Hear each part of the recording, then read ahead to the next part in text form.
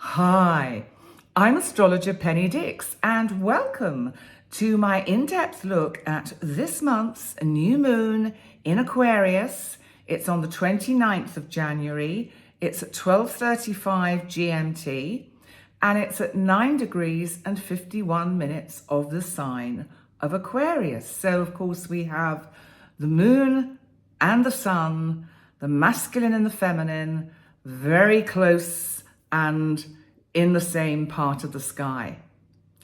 So first of all, let's think about the energy of Aquarius, because Aquarius is about the community at large. It's very much a sign that likes to have the opportunity to manifest inventive and creative ideas that serve the community.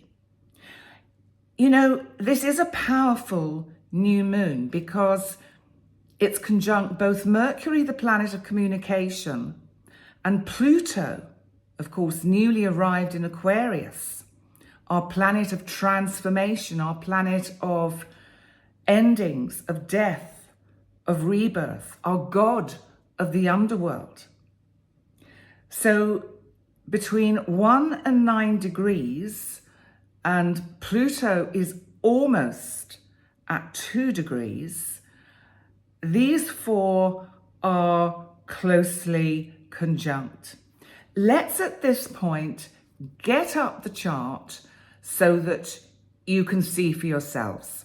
So Jerry is going to work his magic and the chart magically appears.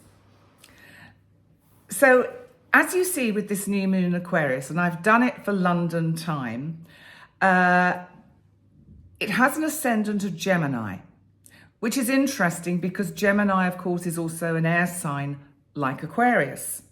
So we have this sense of thought and thinking and awareness about this new moon. I would actually say it's a very powerful new moon and that you should be incredibly careful what it is that you are hoping to bring in to your life, what you are hoping to invite in, to manifest, because it'll probably come true. So, you know, we do have to be careful sometimes about what we manifest. But what about this Sun, Moon, Mercury, Pluto conjunction in the 9th house of this chart? So we have Aquarius on the midheaven, and of course, because the new moon is at just after midday universal time, this means obviously the sun is overhead directly in the UK, and hence we get the new moon directly overhead. But of course it's daylight, so it's not something that we're going to see visually. They're in the 9th house of this chart. The 9th house is about education. It's about learning. It's about teaching. It's about spirituality that we have to really open our hearts and minds up to. With Pluto, Mercury, the sun and the moon all in this part of the chart, which is also about long distance travel, journeyings not just of the body, but also of the mind, journeyings within and journeyings within the collective. You know, Aquarius is about the community at large. There is something about this energy that tells me, actually with this energy, because look at the proximity of Ceres. Ceres is that little kind of like a scythe with a little cross through its stalk at the bottom in Aquarius at 20 degrees in the 10th house. Ceres is also known as Demeter, and she was the mother of Persephone, who was abducted by Hades. So we've got Pluto just down there, who was, of course, Hades, who actually abducted Persephone. And up there in the 10th house, we've got Demeter, or rather Ceres. Ceres represents also beginnings and endings, because she represents the seasons, the end of winter, the beginning of spring, the end of spring, the beginning of summer, the end of summer, the beginning of autumn, and the end of autumn and the beginning of winter. So if we take that symbolism with this new moon, there is something that has to end at this point. You know, for change to come in, we have to let go of the old.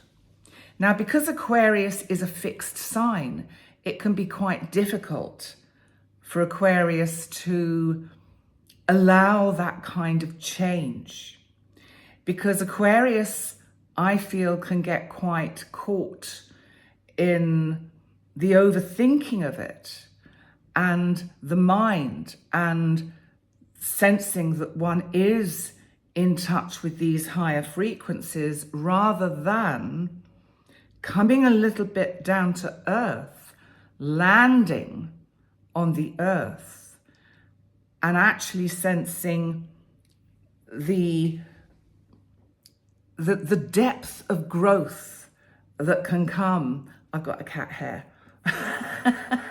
It's always happening, isn't it?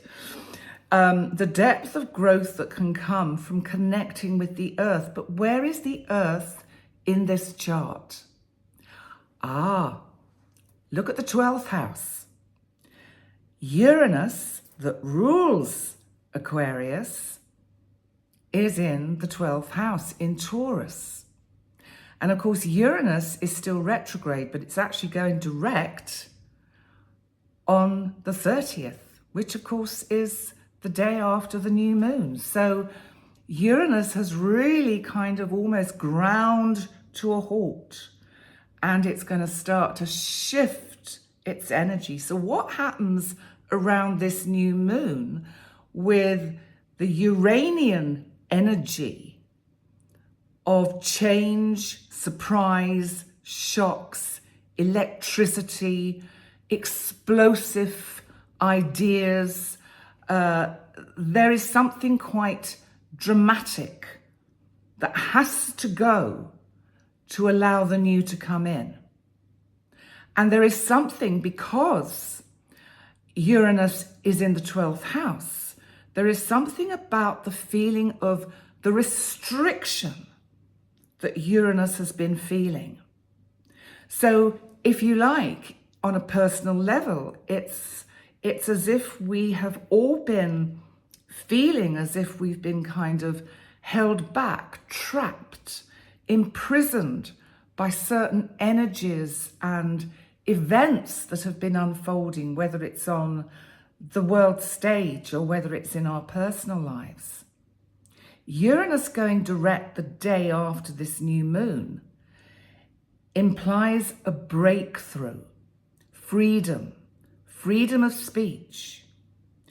It feels as if there has been a kind of, what's just come into my mind, of course, is that in the United States today, the day I'm recording this, which is Sunday the 19th of January, TikTok has gone dark. And whether that will change the day after today, because of course when the newly elected President Trump comes into power, it may well be that he is able to do something to make sure that TikTok is visible again in the United States. So this to me is all tied in and linked in with this new moon energy. And I feel that this new moon is actually very positive for the world at large, because it's urging us, it's pushing us to really think in a much bigger way. So if we're thinking of expansion and change and looking at these energies, what we have to do is then look for where Jupiter is. Well, of course, Jupiter is retrograde in Gemini. in that 12th house where it is a little bit restricted. But it's trining, which is helpful. It's trining the new moon. Trines are helpful. So Jupiter is bringing in the Gemini energy of communication and the abundance of our abilities to go within, because it's in the 12th house, to go within to really get hold of issues and problems that we may have in our lives and find an innovative, different way to resolve them. At least that's what I feel. You know, some of the other aspects we've got Mars retrograding Cancer in the 2nd house, and it's trining Venus in Pisces in the 11th house. Well, the 11th house by zodiac is an Aquarius house. So it again brings in this energy of the community at large. And Venus, of course, in Pisces is very much about self-worth and value in the community through intuitive kind of behavior and valuing the collective at large. Now, Venus is coming up to be conjunct Neptune, but I'm not going to talk about that today, but I am going to just remind you all that, of course, the North Node has now moved from Aries into Pisces. So we've got this other big energy shift going on of the Pisces-Virgo axis. Virgo being the kind of service to others, the day-to-day routine, to take better care of our health, bringing in that Pisces energy of our psychological health, but not just our psychological health, the health of our spirit and our soul. Sometimes we forget to go within and just ask the question of our soul that is connected, it's interconnected, which is what Aquarius is about, through a kind of invisible psychic web with everything in the universe. We have access to everything if we work with it to wake ourselves up, which is Aquarian energy, which is about waking up. And there's something in this energy about having to connect on that deep inner soul core level with the inner part of our psyche and soul that is interconnected with that divine source, that divine energy. And to recognize and kind of work with it, because I think sometimes we can feel terribly alone and isolated. And what I feel with this new moon is that it is trying to remind us that actually we're never alone, because Aquarius is about the community. It's about being with the community and relating to other people, to many people, and for me, it's through this interconnectedness of a psychic interweb, if that makes sense. And the presence of Ceres on that midheaven in the 10th house is saying something has to go. Something has to change dramatically. It's like it belongs to yesterday. Now, sometimes, as we know, endings are painful.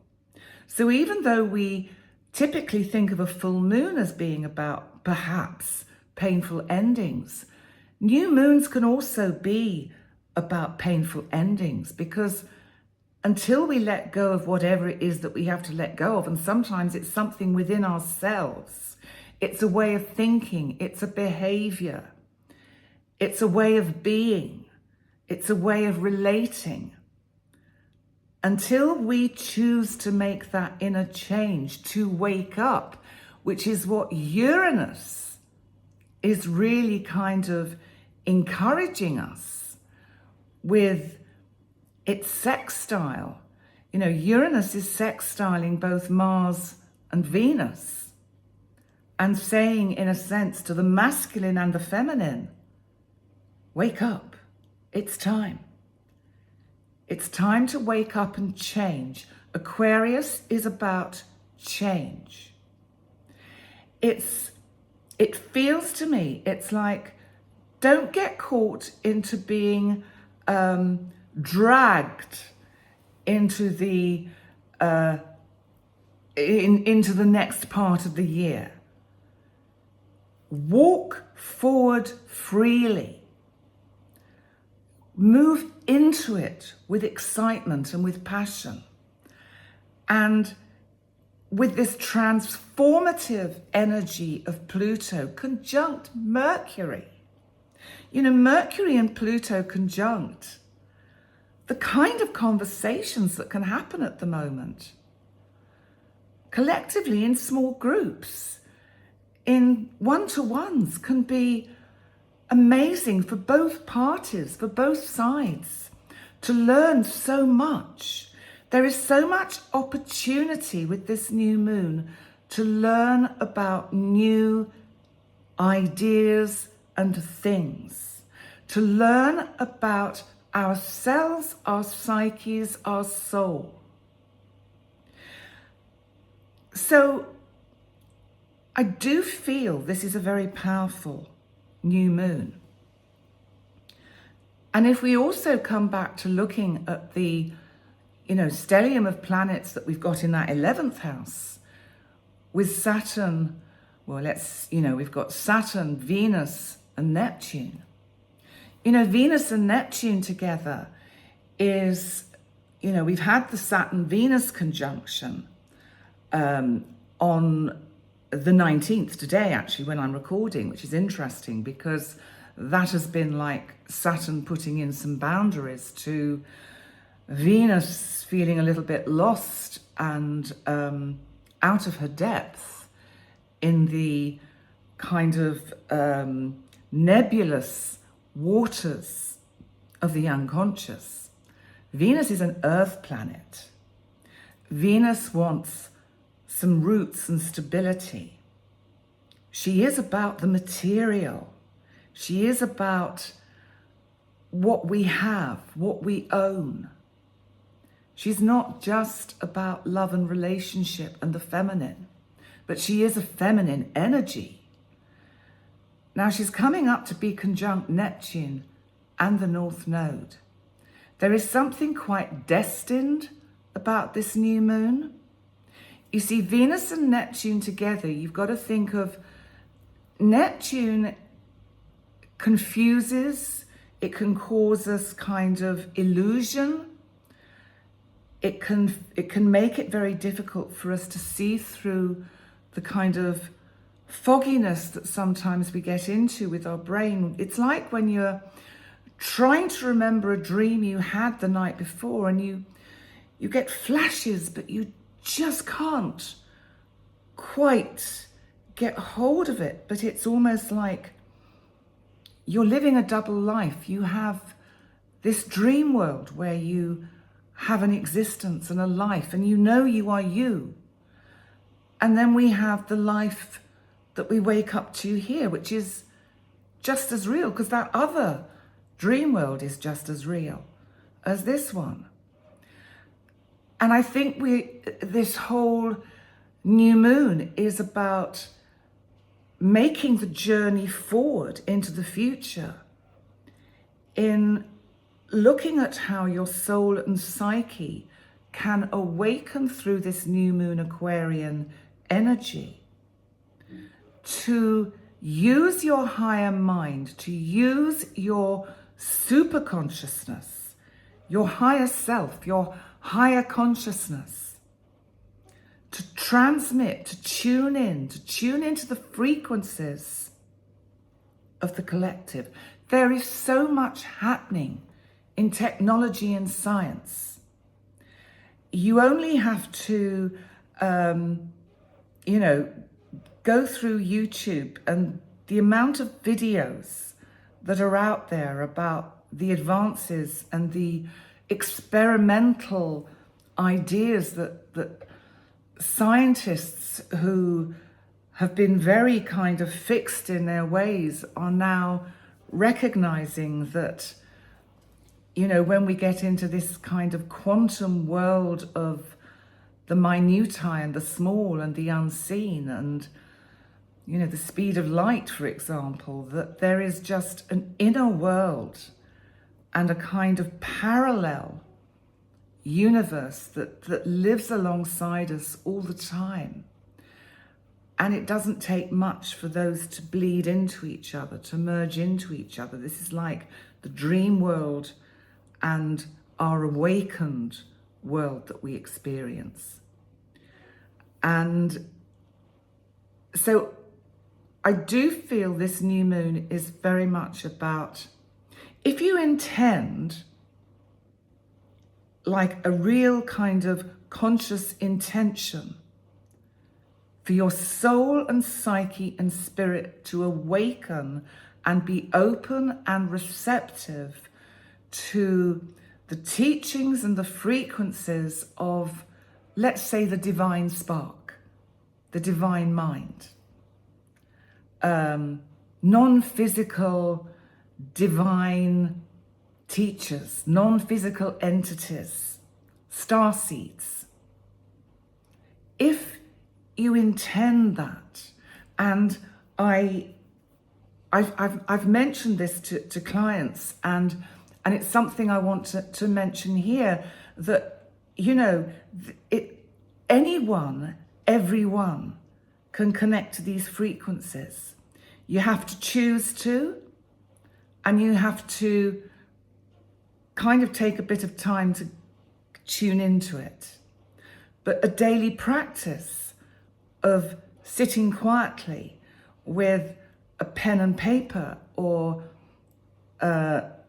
electronic device where you can write and just say, okay, divine mind, or okay, star beings, what do you want me to know today? What do you want me to look at today? What do you want me to focus on today? And if we do that, and then wait quietly for the answer, get that out the way, the mind out the way, you'll feel it come up. It'll come intuitively into your mind. Just write it down.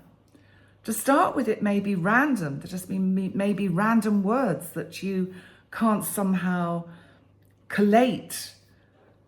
But the more you work with this, and then you will build up a picture of what the divine mind is trying to awaken you to work with the energies of these higher frequencies, so that the whole of humanity will grow on a spiritual and psychic level of this, what I call psychic interweb, where we will all be able to tune into these higher frequencies, and it will become second nature. And intuition will just, the gut feeling, we will just always know what we are meant to do. And if we fall out of that, if our frequency drops, then we say, how do I raise my frequency again? How do I change my frequency for these energies to come in and guide me? So you can just ask, guide me, show me the way. That's what good old, where's the book? I've always got it close. Florence Scovel Shinn said, The Game of Life and How to Play It. Tune into the frequencies. Just ask. you know what? When we ask, sometimes we get. Sometimes it might take a little while. But all in all, as I bring this to a kind of conclusion, and now we'll get Jerry to magically remove the chart.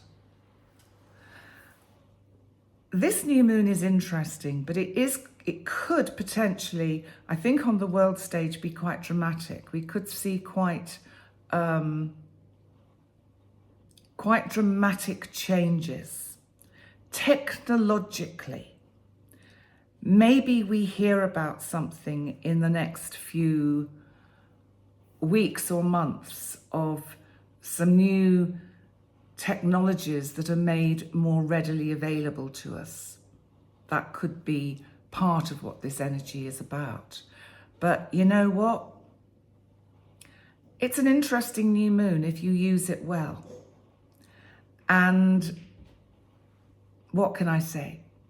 Have a great new moon in Aquarius. Work with the frequencies, work with the energies. Get some flexibility into your thinking and feeling. You know, we do have the flexibility of the Gemini-Sagittarius axis across the horizon of the chart. And this particular new moon really is taking us up into the kind of all of the all. Because, the chart's gone now, but most of the important points and planets are in the upper hemisphere. They're not actually physically visible to us because it's daylight, but they're all above us. So their energies are coming down and encouraging us to move towards light energy. So on that note, I will say thank you so much for joining me for this in-depth look at the new moon in Aquarius. And thank you to all the new subscribers who have recently joined my subscriber community. And please remember to like, comment, and continue to subscribe. That would be great. And I look forward to seeing you next time.